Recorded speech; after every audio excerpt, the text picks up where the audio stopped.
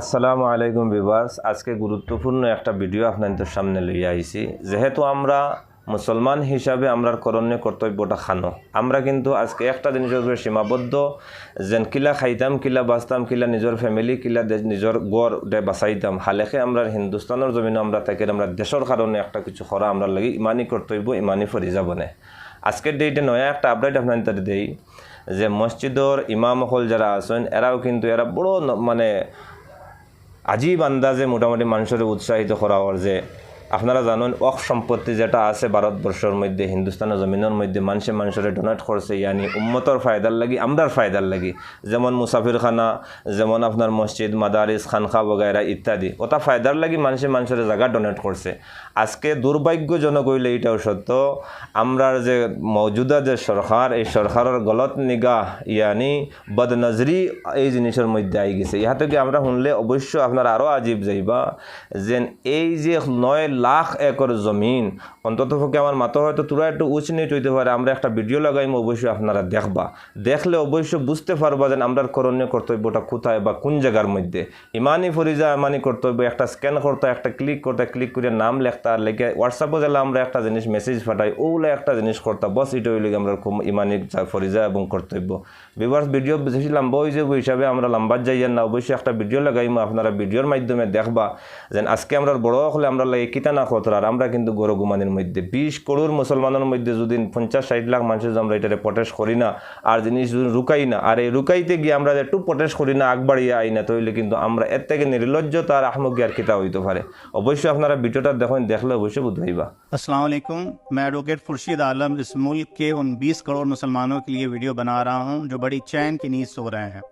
वो चैन की नींद सो रहे हैं और उनके दरवाजे पर एक मुसीबत आकर खड़ी हो गई है।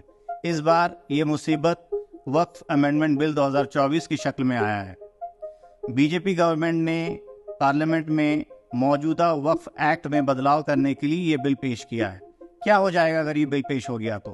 क्या हो जाएगा अगर ये बिल एक कानून बन गया तो? अगर ये बिल कानून बन जाता है तो आप ये यकीन कीजिए कि मुसलमानों की जो वक्फ जायदाद है, वक्फुल्लाह, ऐसी जायदाद जो उनके पूर्वजों ने अल्लाह के राह में दे दिया, उस जायदाद से, उस मिल्कियत से लोगों का भला हो, इस कौम का भला हो, इस देश का भला हो, ऐसे जायदाद पर सरकार की नजर है। इस बिल के कानून बनने के बाद हमारी हजारों लाखों मस्जिदें, हमारे खानकाहें, हमारे मदारिस, हमारी कब्रिस्तानें और बहुत सारे जो मिली तंजीमें हैं, उनकी जायदाद को आसानी से सरकार हड़प लेगी। ये पहली बार नहीं है कि बीजेपी की केंद्र सरकार ने मुसलमानों को परेशान करने के लिए एक ऐसा बिल पेश किया है।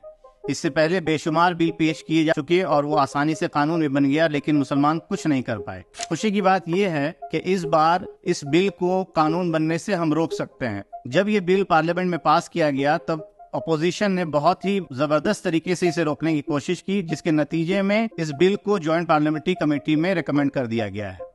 ऐसा नहीं है कि ये बिल कानून बनने से रुक गया है, बल्कि एक छोटा सा पॉज लगा है। अब हम इसे कानून बनने से कैसे रोक सकते हैं? ऐसी सूरत में एक आम आदमी क्या कर सकता है? जिस तरीके से डेमोक्रेसी में हर एक वोट की कीमत है, उसी तरीके से इस पूरे मामले में हर एक आम आदमी की राय की कीमत है। जब इस बिल को ज्वाइंट पार्लियामेंट्री कमेटी के सामने पेश किया गया है तो ज्वाइंट पार्लियामेंट्री कमेटी ने आम आदमी से राय मांगी है। जो काम भाजपा सरकार को, बीजेपी गवर्नमेंट को पहले करना चाहिए था, सारे स्टेक होल्डर्स की राय लेनी चाहिए थी, जिनके वो दावा करते हैं कि इनकी भलाई के लिए बिल लाया जा रहा है, हकीकत में वो हमारी जड़ों को काटने में लगे हुए हैं। ऐसी सूरत में जब आपके सामने एक नोटिस आया हुआ है, 13 सितंबर तक आपको अपनी राय देनी है, क्या 20 करोड़ मुसलमान में से 50 लाख भी ऐसे नहीं हैं जो अपनी राय को ईमेल के जरिए, खतों के जरिए, एक डेलीगेशन के जरिए ज्वाइंट पार्लियामेंट्री कमेटी तक पहुंचा सकें? हम जानते हैं कि ये पूरा काम बहुत ही टायरिंग है। आप कैसे एक मेल को बनाएंगे, किस तरह से अपनी बात को रखेंगे? हमने आपकी काम को बहुत ही आसान कर दिया है। हमारे पास एक खाका तैयार है। उस खाका में हम क्या कहना चाहते हैं सरकार से, हम क्या कहना चाहते हैं ज्वाइंट पार्लियामेंट्री कमेटी से, वो सारी चीज़ें लिखी हुई हैं। सिर्फ आप स्क्रीन पे दिए हुए QR कोड को स्कैन कीजिए या फिर लिंक को फॉलो कीजिए और ये लिंक आपको आपके ईमेल बॉक्स तक ले जाएगा। वहाँ से आप बड़ी आसानी के साथ मेल भेज सकते हैं, अपने एहतजाज को, अपनी राय को दर्ज कर सकते हैं। 20 करोड़ में से 50 लाख ये काफ़ी होगा इस बिल को यही ख़त्म करने के लिए। हमें मांग करनी है पूरे बिल की रिजेक्शन की, ना सिर्फ एक क्लॉज, ना कि 2 क्लॉज, बल्कि पूरा का पूरा बिल।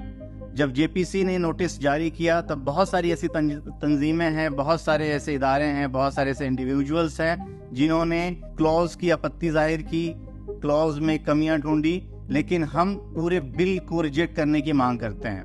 और ऐसी मांग क्यों करते हैं? क्योंकि यहाँ पे सवाल है लेजिस्लेचर के इंटेंट की। इससे पहले जितनी भी हिस्ट्री देखी जाए, वो चाहे ट्रिपल तलाक बिल हो या फिर वो सिटीजन अमेंडमेंट बिल हो, एंटी कन्वर्जन बिल हो, सब के सब बिल में लेजिस्लेचर के इंटेंट पे बहुत बड़ा सवालिया निशान खड़ा हो चुका है। इस बार हम इस पूरे बिल को नकारते हैं, रिजेक्ट करते हैं। एक तारीखी मस्जिद के गिरने का गम हम आज तक अपने सीने में लिए बैठे हैं, और अगर ये बिल पास हो जाता है तो आप अंदाजा भी नहीं कर सकते हैं कि कितनी मस्जिदें, कितने मदारिस, कितने खानकाहें और कितनी कब्रस्तान